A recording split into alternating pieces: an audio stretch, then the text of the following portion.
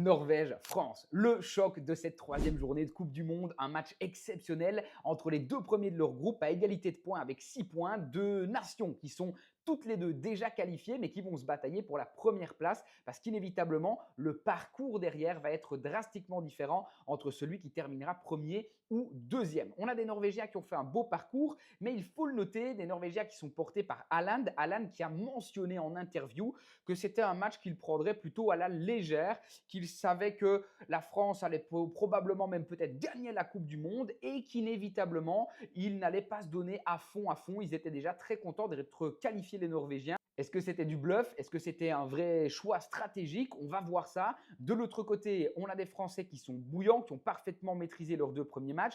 Des Français qui vont devoir faire avec l'absence de Didier Deschamps, qui malheureusement est rentré en France pour le décès de sa maman. Beaucoup de courage à lui, évidemment.